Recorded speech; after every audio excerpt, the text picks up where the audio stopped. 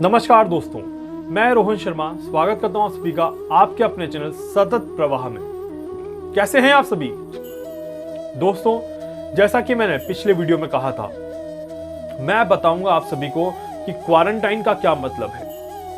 श्रीमद् भगवद गीता के माध्यम से हम क्वारंटाइन को कैसे समझ सकते हैं, किस तरह से हम क्वारंटाइन का अच्छे से फायदा उठा सकते हैं, और ये जो टाइम हमें मिलता है इसमें हम किस तरह से अपने आप को और ज्यादा स्ट्रॉन्ग कर सकते हैं। आइए इसको जानते हैं। देखिए, सबसे पहले तो हम ये समझते हैं कि आज के समय में दुनिया में बहुत ज्यादा रश है, बहुत ज्यादा भीड़ भाड़ है। हर व्यक्ति भागने में लगा हुआ है।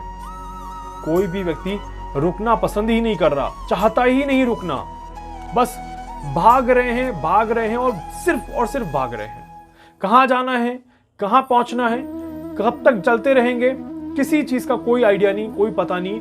बस दुनिया की भीड़ में एक दूसरे को हराने की लालच में लगे पड़े हैं और भाग रहे हैं। देखिए, आगे बढ़ने की इच्छा होना अच्छी बात है, आगे बढ़ने की लालसा होना अच्छी बात है, दूसरों को हराने की इच्छा होना यह भी ठीक है। बट किसी का नुकसान करके आप अगर आगे बढ़ेंगे तो उसमें प्रकृति का नुकसान अगर होगा, इंसान का नुकसान अगर होगा, तो एंड में आपका भी नुकसान होगा। आज का जो समय चल रहा है और जितना समय हमने अब तक निकाला है उसमें हमने शायद यही नुकसान किया। हम प्रकृति का नुकसान करते आ रहे थे, हम चीजों का नुकसान करते आ रहे थे, हम वेस्टेज बहुत ज्यादा कर रहे थे और हम एक इंसान दूसरे इंसान की वैल्यू भूलता जा रहा था। जी हाँ, एक इंसान दूसरे इंसान की वैल्यू भूलता जा रहा था। तो यहां पर अगर हम देखें तो आप देखेंगे कि किस तरह से चीजें जो है वो चेंज होती जा रही हैं, किस तरह से चीजें जो है वो बदलती जा रही हैं। और इसी बदलाव को रोकने के लिए, इसी गलत चीजों को होने से रोकने के लिए प्रकृति ने भी अपना रूप दिखाया और साथ ही साथ हमें दिया कोरोना वायरस। यहां पर अब कोरोना वायरस में देखिए, रूल्स जो बने हैं वो अपने आप नहीं बने हैं, ये प्रकृति द्वारा बनाए गए हैं। जो लॉकडाउन लगा, जो पूरे विश्व में एक लॉकडाउन लगा था, वो अपने आप ऐसे ही नहीं लगा था, उसे लगाना जरूरी हो गया था। उस लॉकडाउन के परिणाम अगर आप देखेंगे तो आपको एक सेकंड के लिए लगेगा कि नहीं यार, लॉकडाउन से तो बहुत नुकसान हो गया। नुकसान आपका हुआ होगा पर्सनली, पर पूरे विश्व का सिर्फ और सिर्फ फायदा ही हुआ था लॉकडाउन से। जिस देश ने जहां जिस प्लेस पर लॉकडाउन लगा, उस जगह पर फायदा ही हुआ। इटली, हम सभी जानते हैं कि वहां पर कितना गंदा प्रकोप था कोरोना का। वहां पर जब लॉकडाउन लगा था तो इटली के नदियां बहुत साफ हो चुकी थी, वहां पर पक्षी आने लगे थे। और अगर इंडिया में भी अगर हम बात करें तो इंडिया में भी जब लॉकडाउन लगा था तो इंडिया का भी वेदर जो था वो बहुत अच्छा हो गया था। ये तो हुई बात देश और दुनिया की, प्रकृति की। लॉकडाउन के बाद लॉकडाउन ने हमें क्या दिया, इसको भी समझते हैं। लॉकडाउन ने हमें क्या दिया? लॉकडाउन ने फैमिली को समझने का महत्व। लॉकडाउन ने हमें दिया परिवार के साथ रहने का समय। लॉकडाउन ने हमें दिया हमारे परिवार की जरूरतों को समझने का समय। लॉकडाउन ने हमें दिया हमारे परिवार की केयर करने के लिए किस तरह की चीजें हमें करनी चाहिए। लॉकडाउन ने हमें बताया कि हम किस तरह से अपने परिवार को सपोर्ट कर सकते हैं और किस तरह से एक व्यक्ति दूसरे व्यक्ति के साथ मिलकर रह सकता है। लॉकडाउन ने ऐसी काफी सारी चीजें हमें दी। अब हम बात करते हैं यहां पर एक और महत्वपूर्ण चीज की बात। देखिए किस तरह से चीजें चल रही है। पहले देश और दुनिया, उसके बाद आपका पूरा परिवार, और उसके बाद आता है क्वारंटाइन, जिसमें आप लॉक हो जाते हैं। एक पर्सन लॉक हो जाता है। जब वो एक पर्सन लॉक होता है तब उसे पता चलता है कि उसकी अपनी क्या भूमिका है, कितना उसको सपोर्ट मिल सकता है, कितना उसका साथ मिल रहा है, किस तरह से लोग उसके प्रति चिंता कर रहे हैं, किस तरह से लोग उसका ध्यान रख रहे हैं। ये हो गई एक चीज। दूसरी चीज, क्वारंटाइन ने हमें क्या दिया?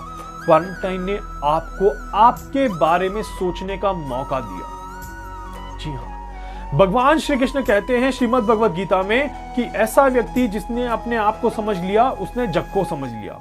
ऐसा व्यक्ति जिसने अपने आप का साथ दे दिया, उसने सभी का साथ दे दिया।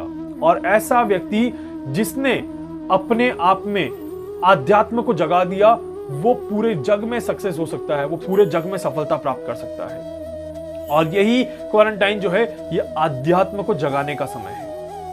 जब मैंने काफी लोगों की कुंडली एनालिसिस की थी और जब मैंने काफी लोगों को बताया था अपने दूसरे चैनल पर ज्योतिष वास्तु पर कि किस तरह से आपको जाना है और किस तरह से क्वारंटाइन निकालना है, और जिस तरह से उन्होंने क्वारंटाइन निकाला, बाद में जब उन्होंने मुझे लिख के दिया था कि हमें क्या क्या फायदा हुआ, वही कुछ फायदे मैं यहां पर आपके साथ शेयर करने वाला हूं। देखिए, 14 दिनों का जो क्वारंटाइन है, आप 10 दिन मान लीजिए, आप 5 दिन मान लीजिए, आप जितना समय अपने आप को दे पाए, ये वो समय है जहां पर आप अपने आप को समझ सकते हैं, जहां पर आप अपनी भावनाओं को, अपने विचारों को, अपनी बातों को, अपने जीवन को समझ सकते हैं।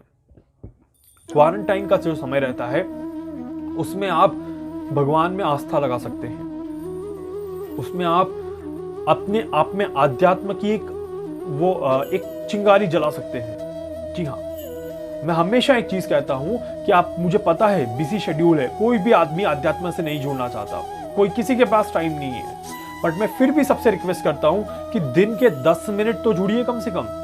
और किसी भी स्पेसिफिक चीज का नाम नहीं लेता, मैं नहीं कहता कि ये बुक पढ़िए, मैं नहीं कहता कि वो बुक पढ़िए, मैं सिर्फ कहता हूं कि 10 मिनट आप अपने आप के साथ बिताइए। जी हाँ, 10 मिनट आप शांत रहिए। 10 मिनट अगर आप किसी भी भगवान को मानते हैं, उस भगवान की आराधना करिए। किसी भी चीज को मानते हैं, उस चीज की आराधना करिए। 10 मिनट अगर आपने अपने सफल बना दिए, तो शायद आपकी पूरी लाइफ सफल हो सकती है। जी हाँ दोस्तों, 10 मिनट आपकी जीवन के काफी ज्यादा अच्छी चीजें आपके जीवन में दे सकते हैं। इसीलिए मैं आपसे हमेशा रिक्वेस्ट करता हूं, हमेशा प्रार्थना करता हूं कि अपने जीवन का 10 मिनट अपने आप को दें। नहीं तो फिर प्रकृति आपको ऐसे मौके देगी जहां पर आपको बंद होना पड़ेगा और जहां पर आपको अपने आप को समझना पड़ेगा। एक लॉकडाउन, अभी आपको बहुत ज्यादा फायदा था इस लॉकडाउन का, क्योंकि आप फैमिली के साथ थे, बट क्वारंटाइन में आपके साथ कोई नहीं था। तो जब आप क्वारंटाइन होते हैं, तब आप ढूंढते हैं कि किससे बात करूं, क्या करूं, कैसे अकेले समय व्यतीत करूं। समय काटने को दौड़ता है। उस समय हमें पता चलता है कि समय की कितनी वैल्यू है और समय कितना बलवान है।